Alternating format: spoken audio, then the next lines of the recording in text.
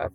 Bonjour tout le monde et bienvenue ce mercredi 18 décembre, dernier coup de collier avant les fêtes de fin d'année, et j'ai la chance et l'honneur d'avoir Catherine avec moi aujourd'hui pour Salut. voilà, échanger. Bonjour, bonjour. Merci Léo. Merci pour l'accueil. Salut Jump. Bonjour à tous. Merci Catherine. On fait ce webinaire aujourd'hui sur une thématique d'actualité, les plafonds en micro-entreprise, que pas mal de plafonds se réactualisent en fin d'année fiscale, donc au 31 décembre. Et donc pour ceux qui ont peut-être démarré leur activité en micro cette année, intéressant de savoir à quelle sauce ils vont être mangés. Je vous rassure, il n'y a pas d'inquiétude majeure, mais surtout anticiper ce qui va se passer Ouais, l'année tu nous fais suivante. peur là, hein. Non, non, non, je rigole. En fait, le plus important, c'est de savoir. Quand on sait, en général, on est beaucoup plus armé. Et donc, l'idée, c'est plutôt de savoir qu'est-ce qui se passe pour pouvoir avoir toutes les cartes en main. C'est plus agréable de jouer avec les cartes que sans les cartes. Donc, on va pouvoir voir tout ça ensemble, si ça vous va. Donc, moi, j'aime bien parler, mais je vais me contenir pendant 15 minutes. Mais interrompez-moi via le chat, via les onglets questions, pour pouvoir interagir au maximum. On va voir le sujet des plafonds et après on pourra vraiment s'en extirper. Et Catherine et sa longue expérience aussi, et si vous voulez en profiter et poser des questions sur pas mal de choses autour du freelancing, de l'entrepreneuriat, profitez-en. Également, cette session est enregistrée, donc tout le monde recevra par mail la présentation et la vidéo du jour. Voilà, si tu veux te présenter peut-être Catherine, et après moi j'enchaîne sur la thématique Oui, du jour. mais c'est surtout vous. Est-ce que vous pouvez vous présenter dans le chat? Je sais pas, Ouais, complètement. vous êtes en Timide. micro-entreprise depuis longtemps ou vous allez vous y mettre? Juste dites-nous. Comme ça, on saura. Exactement, vous pouvez nous écrire, je vous ai mis un petit bonjour. Ouais, Voilà, on voit Mélanie, voilà, n'hésitez pas, on va être une quarantaine, je pense, connectés, hein, donc ouais. on a un petit Non, mais comité. c'est bien. Mais c'est sympa. C'est bien. Moi, ça me frustre parce qu'on vous voit pas. Ouais. Mais est-ce que vous êtes dans ce statut depuis longtemps? C'est nouveau? Depuis 3 mois. Waouh, bravo. C'est encore la lune de miel, hein. Il y en a qui démarrent, Mais 1er il janvier y en a qui 2025, commencent. le saut dans l'entrepreneuriat. D'ailleurs, c'est pour ça qu'on s'appelle Jump, on en reparlera, mais c'est pour le passage du monde Mhm. salarié au monde de 10 ans, l'entreprise. Stéphane. Bravo. Bravo, t'as tenu le coup. 9 mois en projet. Non, c'est intéressant, Léo, parce que parmi vous, il y a ceux et celles qui sont déjà installés et qui ont des questions bien précises, et d'autres pour qui c'est un peu du chinois, tout ça. Donc, je trouve que c'est intéressant. Ouais, On en complètement. apprend tous les jours. Ouais, Elodie, nous aussi, hein. Merci de vous présenter, c'est sympa. Moi, je suis Catherine Barba. Depuis 2 ans, j'ai cofondé Envie. C'est ma 4e boîte. C'est une SAS, hein, et j'ai cofondé Envie parce que, comme vous, il y a de plus en plus de Françaises, de Français qui se mettent à leur compte. Et nous, notre métier chez Envie, on en a un seul, c'est qu'on vous apprend l'essentiel, me semble-t-il, c'est à vendre et vous vendre. Comment générer du chiffre d'affaires qui couvre mes charges, qui me paye bien et régulier.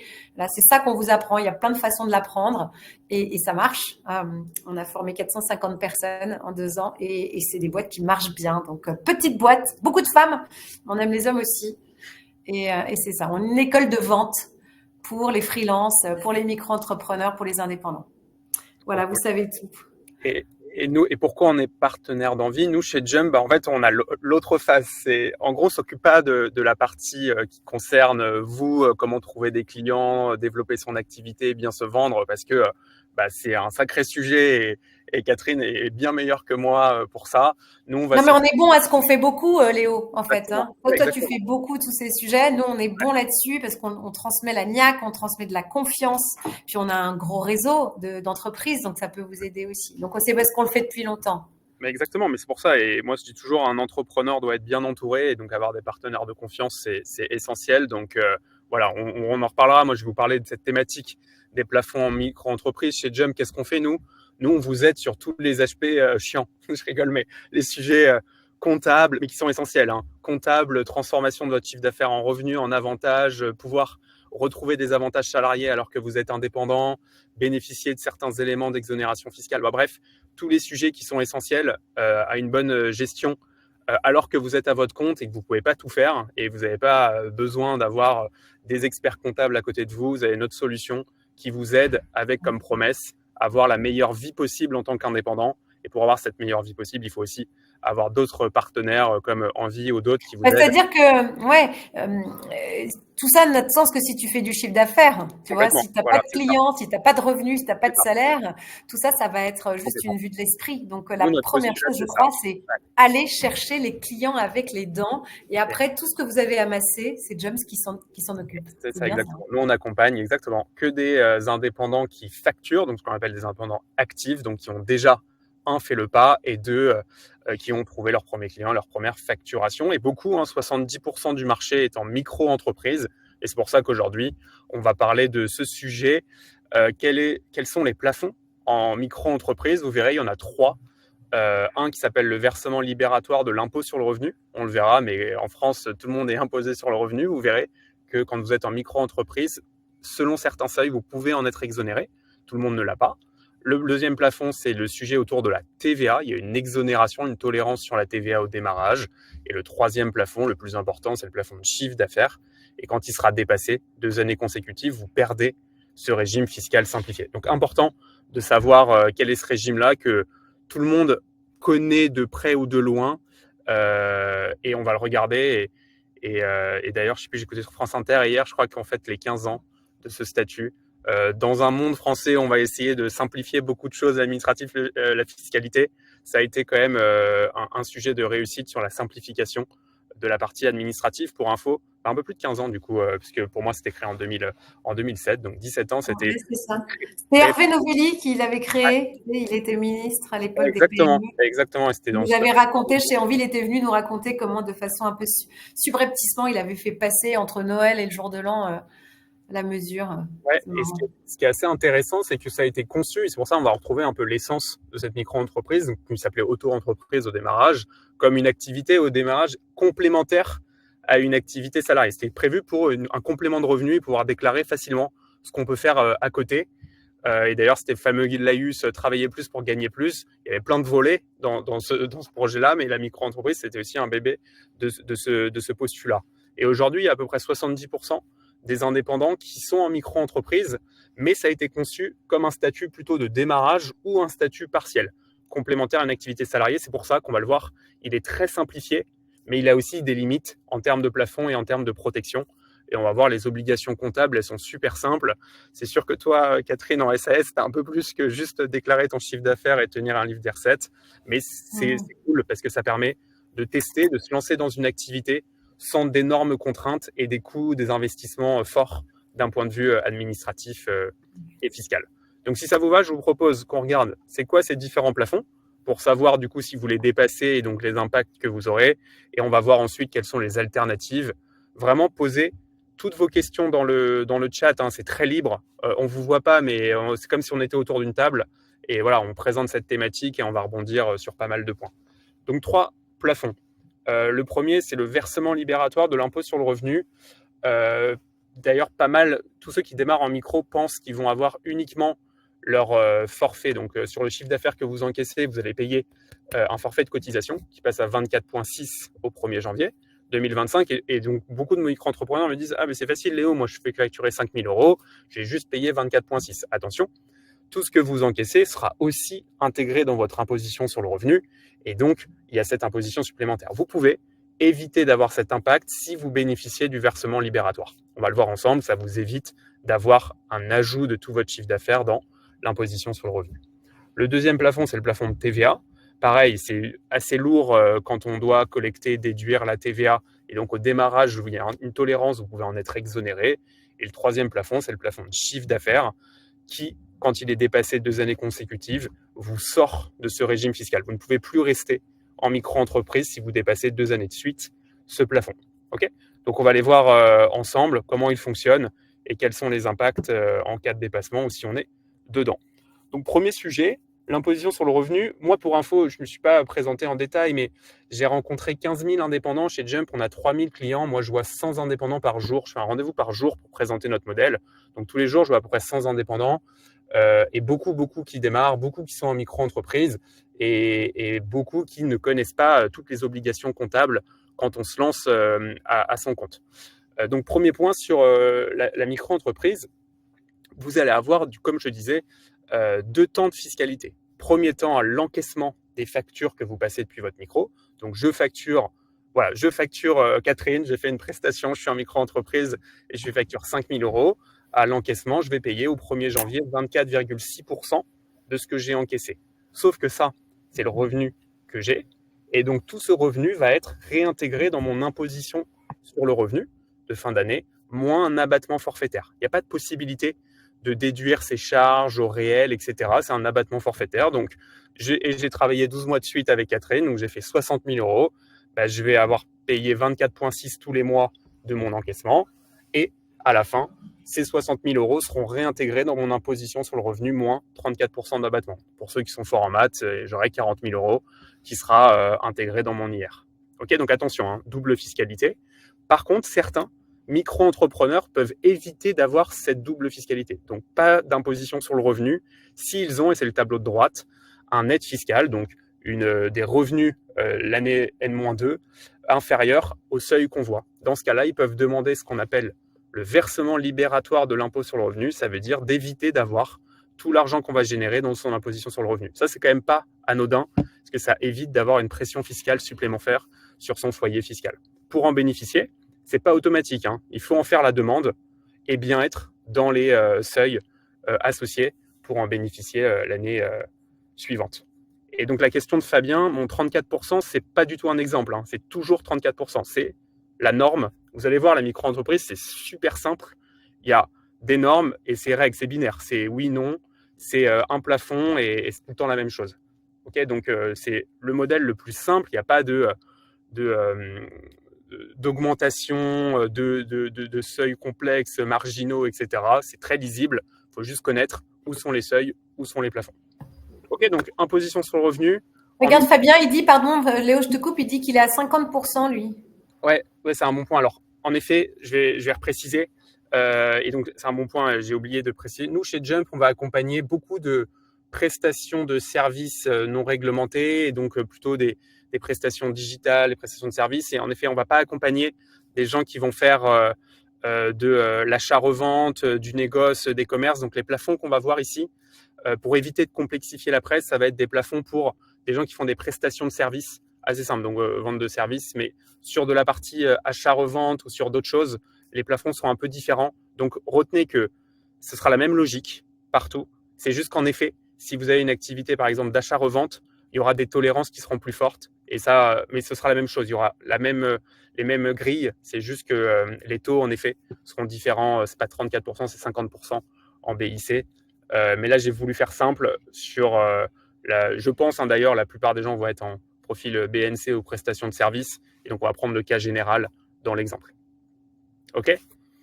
Tac. Et donc, question de Mehdi, si on est en dessous du seuil, voilà, exactement.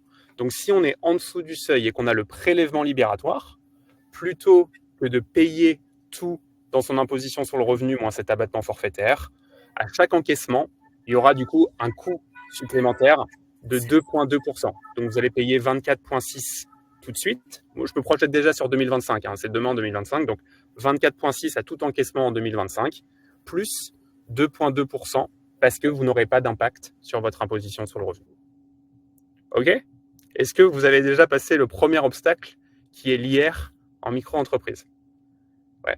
Donc, Mehdi, je me lance en février 2025. En effet, si vous voulez, en tout cas pour savoir si vous êtes éligible au prélèvement libératoire, il faudra regarder votre net fiscal N-2, donc le net fiscal de 2023 pour un lancement 2025.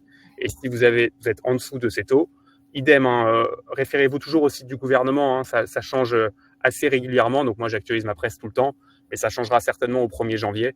Et donc, on réactualisera les taux pour le versement libératoire de 2025. Je ne connais pas encore, et ils auront peut-être un tout petit peu changé. Et donc, ce sera indexé sur l'année N-2. OK. Et donc, 24,6, Stéphane, en effet, 24,6, on va le voir après, c'est le taux de cotisation, le taux forfaitaire de charges qu'on doit payer à chaque encaissement en micro-entreprise. Tu as vu, pardonne-moi Léo, la question d'Élodie. Elle disait, si on dépasse un certain CA et par exemple on est dans la catégorie couple avec 2 enfants, c'est pas forcément avantageux. Complètement. Mais ça c'est un bon point, hein, et c'est hyper important. La partie imposition sur le revenu, c'est très personnel et ça dépend de plein de paramètres comment sont constitués les revenus de votre foyer, qui est présent dans votre foyer. Donc, en fonction, en effet, rajouter 2,2 de ce que vous encaissez, ça peut être plus lourd que d'avoir une imposition sur le revenu si par nature, votre foyer n'est pas imposé sur le revenu. Donc ça, bien sûr, hein, encore une fois, ça dépend de vous. Ce que je veux vous dire, c'est connaissez les deux possibilités. Soit vous avez une réintégration dans votre IR, mais si vous n'êtes pas imposé sur le revenu, ça ne rajoute pas de charge. Et donc, ce n'est pas intéressant d'avoir 2,2 de charges supplémentaires sur vos encaissements en micro. Mais pour la plupart, les gens qui vont être sur un foyer fiscal seul ou en couple sans enfants et sans exonération particulière, si vous payez déjà beaucoup d'impositions sur le revenu, normalement, vous n'aurez pas d'ailleurs le prélèvement libératoire, hein, les deux vont de pair, sauf si, il y a 2 ans, vous aviez eu une très faible activité, très peu de revenus, et donc vous pouvez y prétendre. Okay. Encore une fois, hein, moi, je vais avoir ici une posture informative. Tous les éléments, on va les valider individuellement pour ceux qui veulent aller plus loin, au cas par cas. Nous, chez Jump, après, on fait des rendez-vous individuels pour vous accompagner dans les optimisations possibles et votre situation. Là, je vous explique plutôt les fondamentaux sur la micro-entreprise. Je ne parle pas de l'URL, je ne parle pas de la SASU, je ne parle pas de l'EI. Il y a plein de montages différents. Donc, je vous propose, j'avance un petit peu et on va reprendre les éléments. Le deuxième plafond, c'est le plafond de TVA. Qu'est-ce que c'est ?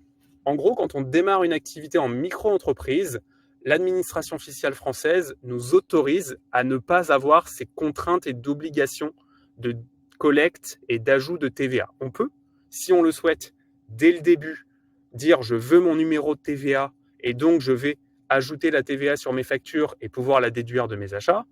Mais au démarrage, vous êtes exonéré. Il y a une tolérance et une exonération jusqu'à un certain plafond. Ce plafond, il est de 39 100 € facturé au cours de l'année 2024. Pour info, ce plafond, il est ce qu'on appelle aussi prorata temporis. Si vous démarrez votre activité au milieu de l'année 2024, ce ne sera pas 39 100 €, ce sera le nombre de mois sur lequel vous aurez été en micro-entreprise. Donc, si vous n'êtes que 6 mois sur 12, ce sera 19 500. OK ? Donc, ça vous permet d'avoir, encore une fois, des simplicités fiscales au démarrage. Tout le principe de la micro-entreprise, c'est vous aider à vous lancer avec le moins de contraintes possible et un modèle qui est lisible et assez fixe. Par contre, il faudra bien préciser sur vos factures, ça c'est important, c'est une obligation de votre part, que vous avez cette mention-là, TVA non applicable, article 293B du CJ. Logiquement, si vous utilisez un logiciel de facturation normé, on vous le propose par défaut. Nous, chez Jump, on a une solution qui s'appelle Jump Open, qui est un outil de facturation pour les micro-entrepreneurs. Si vous dites que vous n'avez pas de numéro de TVA, automatiquement, c'est ajouté. Si vous faites vos factures vous-même, faites bien attention à ce que vos factures soient aux normes. Et donc, dans ce cas-là, quand vous n'avez pas de TVA, vous n'êtes pas obligé de la facturer à votre client, que vous n'avez pas de numéro de TVA, de déclarer la TVA tous les mois ou tous les trimestres à l'administration fiscale et de reverser la TVA collectée. Ça vous enlève des charges administratives. Par contre, vous ne pouvez pas non plus la déduire de vos achats. Okay ?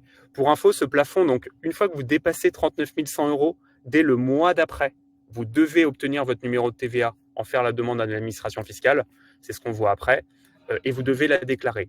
Et il y a un seuil de tolérance, donc en fait c'est entre 36 000 et 39 000. Quand vous dépassez 36 000, vous rentrez dans le seuil de tolérance, et donc là, si vous n'encaissez plus, on vous dit « Ok, vous n'êtes pas obligé d'avoir un numéro de TVA, mais sinon vous allez devoir préparer la suite. » Donc considérez quand vous dépassez 36 000 et quand vous dépassez 39 000, vous allez devoir déclarer la TVA, ce qui change pour beaucoup. Moi, j'ai beaucoup d'indépendants qui facturent des particuliers et donc qui, au démarrage, envoient des factures hors taxes. Et le moment où ils dépassent les 40 000 €, du coup, ils vont devoir changer leur facture et ajouter la TVA.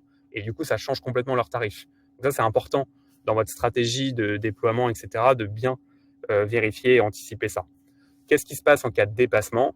Voilà les éléments obligatoires à faire. Obtenir un numéro de TVA. Donc ça, très vite, sur votre site où vous déclarez auto-entreprise sur l'URSSAF, vous allez demander votre numéro de TVA.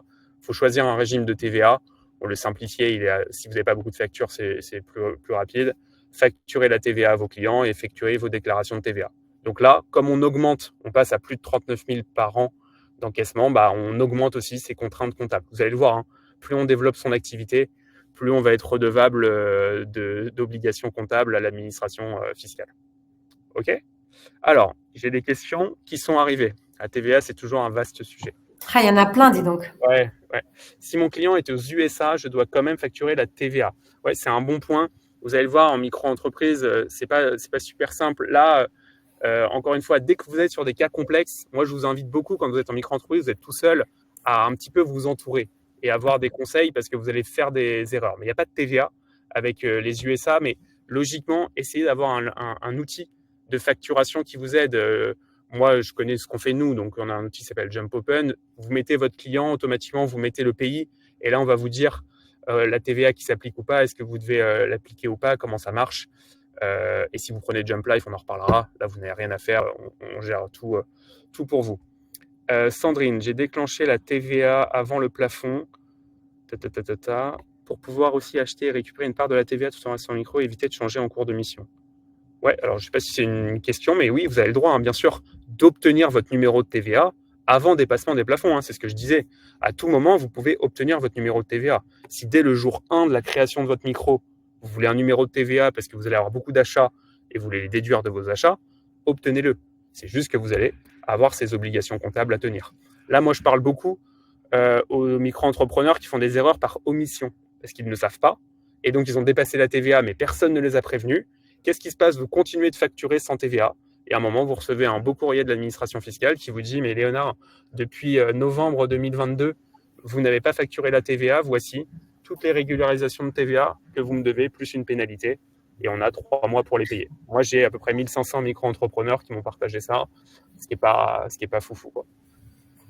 Et comment tu fais, Léo, pour éviter ça? Comment est-ce que tu peux te mettre des alertes? Qu'est-ce qui Ouais. te prévient au bon moment? Pareil, ça c'est l'avantage et l'inconvénient d'être en micro, c'est que vous êtes complètement seul, il n'y a quasiment aucune obligation, mais il faut connaître ces différents plafonds. Donc soit vous êtes rigoureux et vous suivez vos encaissements, bon, c'est assez simple, hein, vous faites la somme, et dès que vous commencez, vous approchez déjà, dès que vous dépassez les 30 000, dites-vous, oula, ça se rapproche, qu'est-ce qui se passe, c'est quoi mes prévisions pour les mois à venir?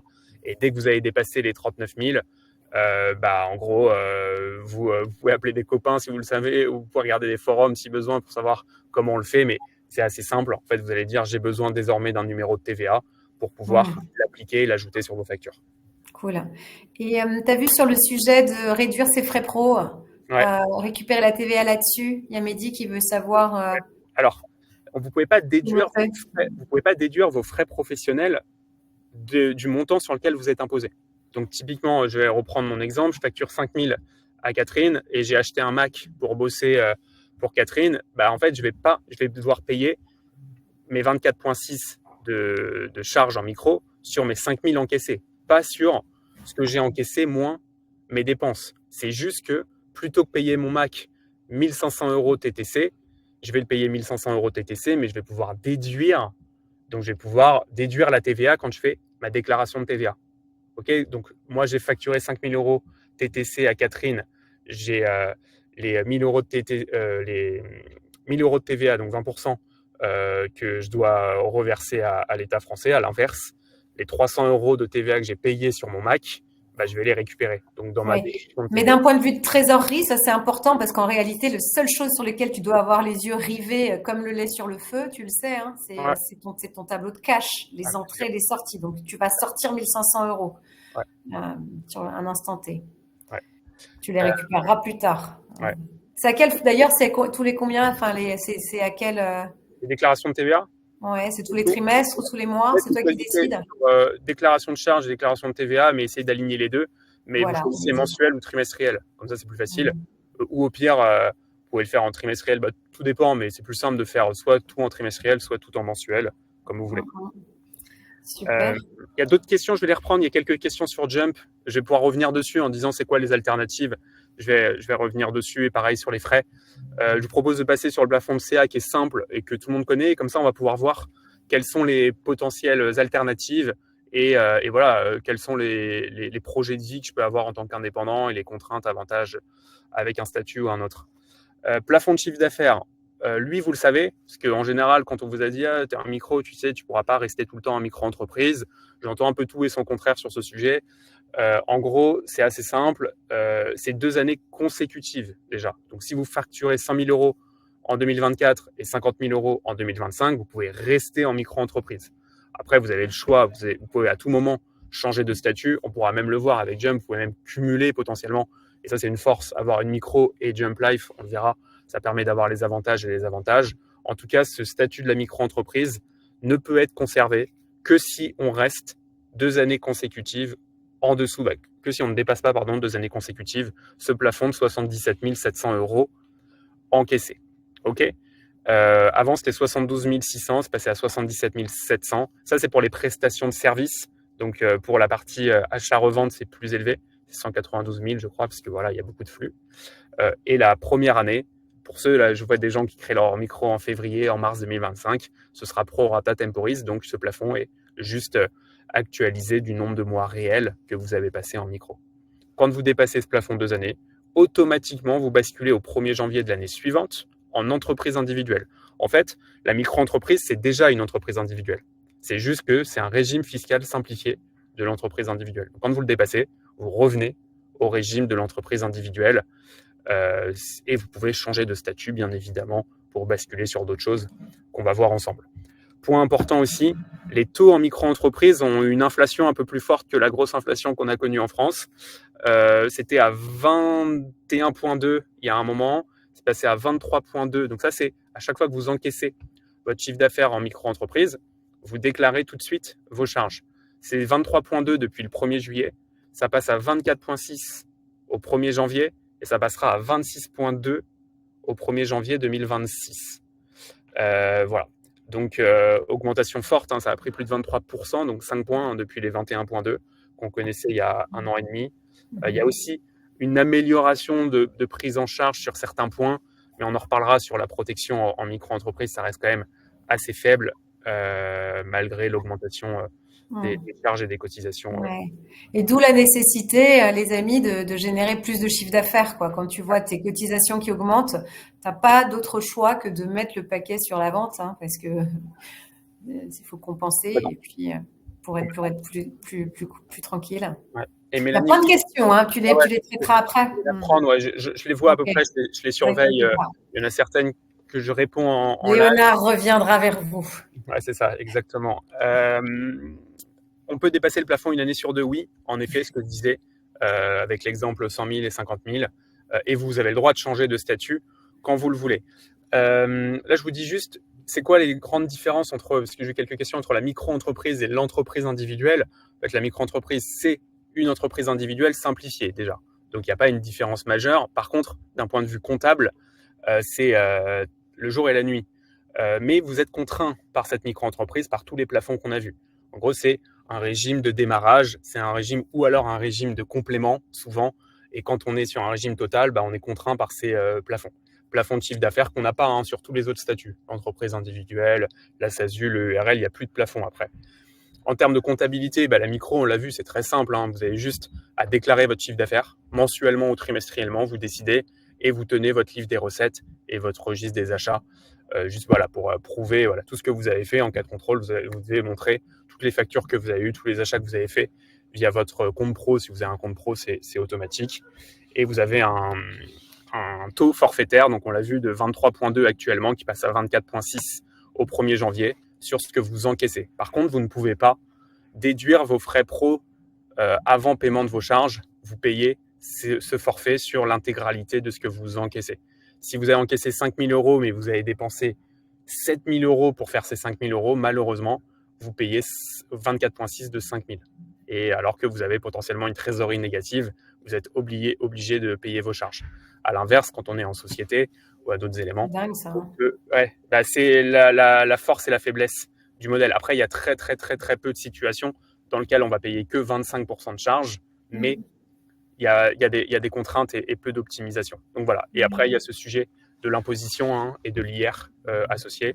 En entreprise individuelle, on va avoir un modèle qui est un modèle comptable d'une société classique, avec une déclaration de revenus annuelle, un grand livre. Tous les sujets comptables, souvent, on va être accompagné d'un expert comptable ou à minima d'un outil de comptabilité. Et en général, ça va dépendre de vos plafonds. Il y a ce qu'on appelle un impôt progressif ou dégressif, mais plus vous allez monter dans vos revenus, plus votre tranche d'imposition va augmenter. On est à peu près à 45%. J'ai fait une synthèse, mais ça change selon vos tranches. de votre revenu imposable, de vos bénéfices qui vont être pris. Par contre, vous pouvez déduire vos charges. Donc, si j'ai généré 100 000 de chiffre d'affaires, mais j'ai dépensé 50 000 pour le faire, j'ai 50 000 euros de charges, je vais être imposé que sur 100 moins 50 000, alors qu'en micro, je serai imposé sur 100 000. C'est ça la différence majeure des autres statuts par rapport à la micro-entreprise. Et donc, on va aller assez vite, comme ça je vais prendre vos questions. Quelles sont les solutions après ou même avant la micro, parce que vous verrez que même notre modèle, il est complémentaire de la micro. Donc nous, ce qu'on dit, c'est la micro, c'est bien, mais c'est pas forcément suffisant. Vous pouvez avoir les deux si vous le souhaitez et si vous pouvez le faire. Donc les solutions, si on dépasse les plafonds de micro, c'est rester en EI, on l'a vu. En général, moi je dis souvent qu'un statut qu'on subit, c'est pas forcément le bon. Donc si vous n'avez pas fait la démarche d'être en EI et de comprendre comment ça marche, le jour où vous allez un peu déchanter quand vous allez passer l'année suivante en EI sans avoir été prévenu. Parce que là, vous allez avoir beaucoup plus d'obligations et beaucoup plus de charges. Par contre, si c'est une démarche volontaire parce que vous avez beaucoup de charges d'activité et que vous avez un bénéfice qui n'est pas si fort, important d'être imposé que sur votre bénéfice et pas sur vos recettes. Voilà. Vous pouvez basculer vers une société avec plus de complexité, mais aussi de possibilités, le URL ou la SASU, sur lequel la grosse force, c'est que vous allez pouvoir choisir entre l'IR et l'IS. On en reparlera sur des questions-réponses, mais vous pouvez prendre des dividendes ou alors vous pouvez prendre des salaires, ce qui n'est pas possible avant, mais il y aura des complexités comptables et administratives plus fortes. Et vous pouvez opter pour le portage salarial ou des coopératives qui sont des solutions qui vous permettent de bénéficier de fiches de paye en étant indépendant et donc pouvoir avoir des fiches de paye. Ça, c'est la famille dans laquelle on est, nous, chez Jump. On a beaucoup démocratisé ce modèle pour le rendre attractif et pas trop cher. Et on a des modes de lissage de salaire et d'exonération qui peuvent permettre de récupérer jusqu'à 72-73% du montant facturé en revenus restitués, ce qui peut être intéressant, mais plutôt en ayant du coup une rente salariale. Et c'est très complémentaire à la micro-entreprise. Mais je vous propose de revenir dessus. Typiquement, chez Jump, nous, quand vous allez pouvoir facturer via ce qu'on appelle Jump Life, si vous facturez via Jump Life des prestations, vous allez avoir une cagnotte, donc ce que disait Catherine avec sa trésorerie, donc vous allez avoir un solde. Le but, c'est que ce solde soit toujours positif et vous allez prendre de ce solde à votre rythme en salaire. Et en fait, quand vous prenez tous les mois entre 2500 et 3500, 4000 euros de ce solde en salaire, vous pouvez récupérer 70-72% parce que vous allez bénéficier d'exonération de charges, de déduction de frais, d'une protection complète, de fiches de paye. Et donc ça, c'est assez intéressant. Et donc, il y en a beaucoup qui ont Jump Life d'un côté pour avoir des fiches de paye et une rente salariale et une micro-entreprise de l'autre pour avoir des revenus complémentaires assez simples. Et ça, c'est un modèle qui est très vertueux, mais je vous inviterai, on pourra en reparler en détail sur ce modèle-là ensemble. Typiquement, on le voit, si on part d'un montant, par exemple 3300, donc plus on va monter dans ses revenus, plus on va être imposé en salaire. Donc l'idée, c'est d'avoir des revenus en micro, des revenus avec Jump. Mais si on prend 3300 avec Jump, qu'on déduit des frais pro, qu'on déduit par exemple des chèques culture qui sont 100% défiscalisés, on bénéficie d'abattement de charges qu'on appelle réduction Fillon, on peut récupérer à la fin 73% du montant encaissé en revenus. Alors qu'en micro, avec une double fiscalité, si on n'a pas le prélèvement libératoire, sans déduire ses frais pro de ses charges, on aura une pression un petit peu plus forte. Mais ça, on pourra revenir dessus en détail. Mais voilà, et si vous avez les deux, forcément, vous avez un modèle qui est intéressant. Et un des enjeux de notre modèle avec Jump, c'est de choisir son salaire tous les mois, ce qu'on appelle lisser. Vous pouvez encaisser 10 000 euros, mais ne prendre qu'en mois 1, 3 000, en mois 2, 3 000, et continuer de prendre des salaires pour cotiser tous les mois. Accessoirement, si vous avez congé maternité et tout, vous serez bien mieux protégé avec mutuelle, une protection santé ou même des droits au chômage ultérieurs sans avoir une pression fiscale trop forte. Et ça, c'est notre modèle chez Jump. Et donc, beaucoup ont Jump Life d'un côté, une micro-entreprise de l'autre. C'est possible, c'est toléré. D'ailleurs, il y a plein de slashers qui ont un CDI et une micro-entreprise. Quelles sont les conditions pour avoir ça? Il faut avoir des clients différents ou des prestations différentes pour un même client et bien facturer un client A via Jump Life, un client B via la micro pour avoir du coup des salaires via Jump Life, des revenus simples comme on a vu via la micro-entreprise. Et vous ne pouvez pas facturer votre propre société, bien évidemment.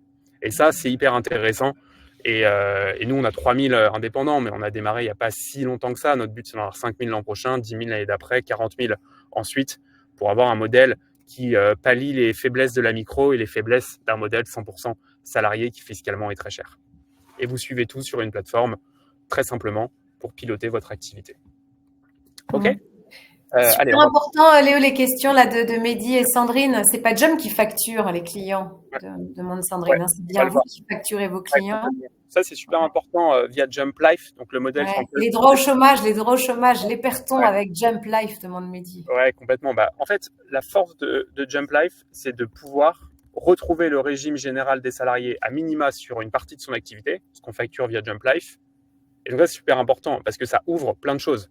Projet immobilier, indexé sur 3 bulletins de paye et pas 3 bilans comptables. Droit au chômage, ce sera calculé sur vos derniers bulletins de salaire et sur ce que vous avez cotisé. Et donc, en fait, le modèle social français, il est quand même bien. Il est même très bien. Il est cher fiscalement. Mais si vous prenez une rente salariale, si vous lissez vos salaires, si vous maîtrisez votre imposition, finalement, les bénéfices que vous obtenez par rapport aux coûts ne sont pas si forts. Et ça, c'est mon domaine d'expertise. Pour le coup, là, ce que j'ai présenté, c'est pas du tout mon domaine d'expertise. Et c'est ce qu'on voit tous les jours en rendez-vous de groupe pour accompagner un maximum d'auto-entrepreneurs, d'indépendants qui veulent gagner plus et mieux sans faire des efforts immenses, quoi. Ça, je ne sais pas si ça existe, Léo. Il faut pas s'illusionner. Si tu veux du revenu, il faut quand même faire des efforts immenses, globalement, quand même. Bien sûr, la partie facturation, et ça, après, tu peux en reparler, Catherine, il faut trouver des clients, on en reparlera. Il faut pouvoir facturer. Plus tu factures, plus tu as de possibilités. Par contre, assez vite, en fonction de la manière dont tu factures et tu transformes ce chiffre d'affaires en revenu, tu peux quand même avoir des grosses différences en termes de projets perso, d'avantages et de charges. Voilà. Alors, je vais reprendre un peu toutes les questions.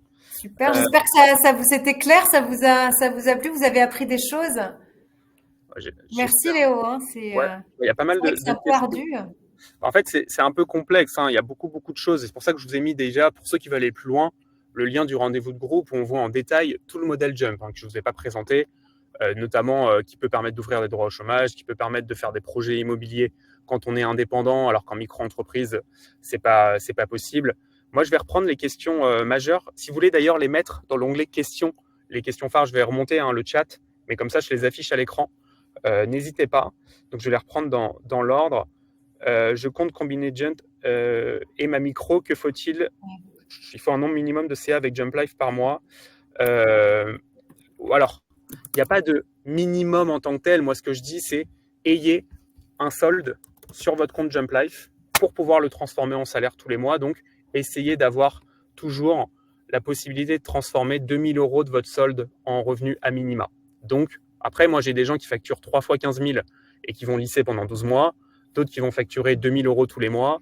Et vous pouvez facturer de manière très, très, très variable. Vous pouvez facturer un mois 5 000, 2 mois 0. Et vous pouvez continuer de prendre des salaires alors même que vous n'avez pas de facture. Je vous montre en 2 mots, c'est ça. C'est aussi simple. Ça paraît difficile, mais bon, comme j'ai 30 personnes techniques qui ont bossé pour moi, je suis quand même content de vous montrer notre plateforme. Mais vous avez votre espace Jump Life qui est là. Et si vous avez votre micro, vous basculez sur votre micro en un clic. Et là, vous facturez depuis votre micro, avec ou sans TVA. Et là, vous facturez depuis Jump Life. Et cet argent-là, vous le transformez en salaire à votre rythme. Et donc, vous pouvez avoir les deux. Mehdi, ce qui compte, c'est ce que vous avez facturé via Jump Life. Vous avez un solde que vous consommez en salaire à votre rythme. Plus vous le consommez intelligemment, plus vous allez obtenir de droits et moins vous allez payer de charges. Ok. Là, je vois Catherine qui est perplexe. Ça te paraît clair ? Non, mais c'est clair. C'est vrai que ce sont des questions à se poser de toute façon, parce que ça concerne, on donne un mal de chien à aller chercher des clients, donc autant optimiser. En fait, c'est comme tu fais du portage, en fait. J'avais pas compris ça. Alors, vous êtes un peu comme une société de portage salarial, finalement. Tu minimises le risque pour les personnes qui se mettent à leur compte, c'est ça ? Ouais, on fait encore mieux parce que le portage salarial, c'est très lourd administrativement et tu es obligé d'avoir un contrat commercial tripartite avec chaque client. Nous, on a un modèle qui s'appelle un modèle d'entrepreneur salarié au sein de la coopérative. Et donc, c'est un modèle qui est encore plus souple que le portage salarial. En gros, nous, on a 3000 entrepreneurs salariés pour qui on met à disposition le véhicule juridique et les outils pour leur permettre de facturer et transformer le chiffre d'affaires en salaire le plus simplement possible. Ils peuvent même facturer des particuliers, ils peuvent facturer sans contrat et ils peuvent prendre le salaire qu'ils veulent. Et on a même un contrat non cadre qui permet de bénéficier des réductions Fillon qui t'enlèvent 500 € de charges par mois en moins sur ta fiche de paye. D'ailleurs, il y a une question de Fabien à ce propos sur la loi Fillon. Ouais. Je vois des gens en fait qui m'ont déjà vu et donc qui connaissent tout le modèle. Que là, on est très en surface. Et si vous voulez descendre d'un cran, et si vous êtes accroché, vous pourrez venir me voir. Les experts mondiaux du sujet, je vous dis, avec Léo, c'est tout bon, quoi. Ouais, et donc Fabien, exactement. En fait, les réductions Fillon, c'est quoi? C'est des abattements de charges. Donc en fait, vous payez moins de charges quand vous prenez des salaires bruts. Donc c'est uniquement pour notre modèle Jump Life.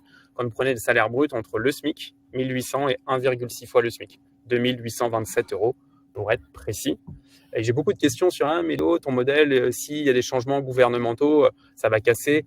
Pas de risque. D'ailleurs, il y avait un projet d'adaptation des réductions Fillon, mais c'est plutôt changer les tranches. Et donc le projet de M. Barnier, c'était 1,3 fois le SMIC à 1,8. Donc limite, c'est mieux pour nous parce qu'on peut consommer pas entre 1008 et 2006, mais entre 2002 et 3005. Bon bref, vous inquiétez pas.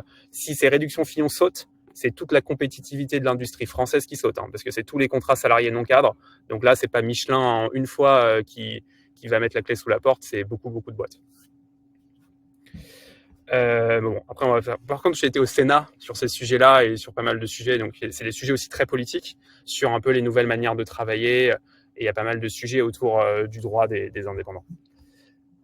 Allez-y, posez toutes vos questions. Donc, Fabien, j'adore cette fonctionnalité de questions qui s'affiche. Je vais la remettre. Fabien, j'ai pu répondre. Vous pouvez même voter dans un esprit démocratique en ce moment, c'est important. Et je prendrai les questions sur lesquelles on a eu le plus de votes. Peut-on y avoir une facture à notre nom et ensuite envoyer sur Jump? Ouais, c'est une bonne question. Via Jump Life, c'est pour ça que je précise. Via Jump Open, qui est un outil de facturation sur votre micro, vous faites ce que vous voulez. Vous n'avez qu'un outil de facturation. Donc là, si vous voulez facturer avec votre société, ou facturer depuis Jump Open, vous êtes tranquille. Si vous voulez facturer via la coopérative, on a des contraintes. On est obligé, vous n'avez pas de société en tant que telle sur cette partie. C'est notre coopérative qu'on met à disposition. Donc vous facturez Jump pour le compte de Catherine Barba. Donc vous êtes en nom propre là, via la coopérative. Vous êtes entrepreneur salarié de la coopérative. Donc il y a des contraintes. C'est quand même la contrainte qui vous permet de transformer ce chiffre d'affaires en salaire. OK? Et quel taux appliqué par Jump? En fait, c'est là où c'est plus difficile. J'aimerais avoir un taux aussi lisible que la micro-entreprise, mais là, c'est la joie du coût du salaire en France qui est très, très, très, très compliqué. Plus on augmente dans ses revenus, plus on paye d'impôts. Plus on baisse, plus on se rapproche du SMIC, moins on paye de charges et on a d'exonération. Donc, c'est très progressif et il y a des effets de seuil. Voilà, ce qu'il faut retenir, je ne vais pas rentrer dans des calculs plus complexes, mais voilà, si vous arrivez à comprendre quand vous étiez salarié exactement les taux de cotisation que vous aviez en fonction des salaires bruts que vous preniez, c'est pas simple. En fait, c'est à peu près la même chose. Par contre, nous, ce qu'on vous apporte, c'est une lisibilité sur la fiche de paye. Vous savez exactement ce à quoi vous cotisez et vous choisissez. Je peux vous montrer, allez, je montre pour toi, Catherine, l'outil préféré de nos clients, c'est comment ils choisissent leur salaire. Et ça, c'est trop cool. Tu es indépendant et par rapport à ton revenu, donc tu as facturé 10 000 et tu choisis ton salaire tous les mois. Je vous le fais en cadeau. Et donc, en fait, tu vas choisir là le montant de salaire brut que tu veux et tu vois exactement tous les détails du calcul financier, toutes les charges que tu as et c'est super, c'est leur outil préféré. Et tu peux prendre le montant que tu veux. Moi, ce que je dis, c'est prenez le SMIC brut tous les mois pour garder de l'argent et quand vous avez des projets perso, vous augmentez dans vos salaires bruts pour pouvoir cotiser un maximum, réaliser un projet IMO, réaliser votre projet perso, etc. Et donc, vous jouez un peu, je reprends les mots de Catherine, du coup, avec votre compte de trésorerie.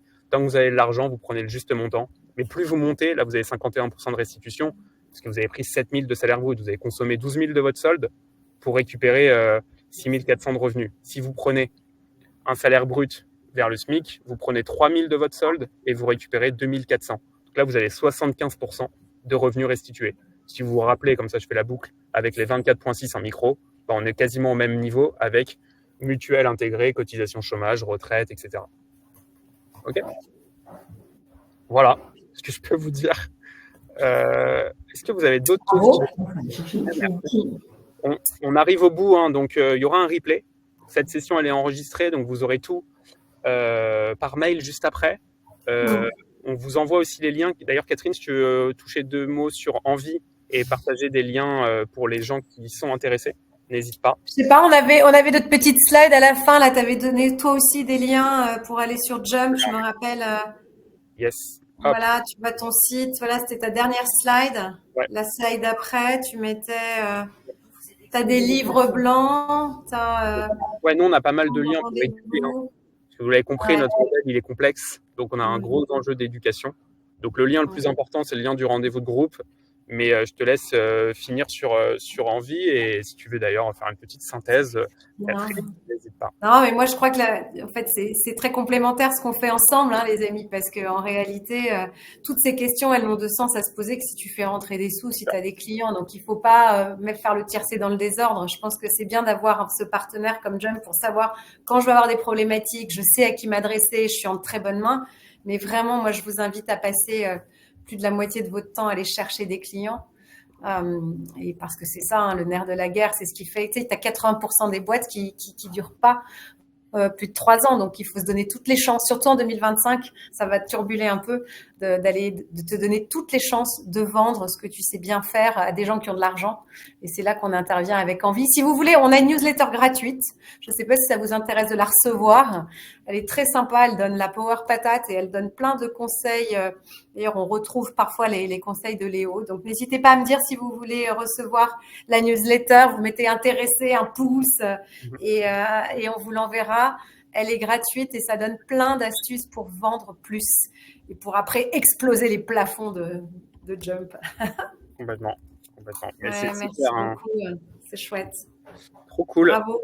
J'espère que ça vous a plu. Merci Catherine pour ton sponsoring et le partenariat. Et moi, je vous invite à aller découvrir ce que Catherine fait et à la suivre. Plein de bons tips et la power patate, je la retiendrai moi pour ce midi.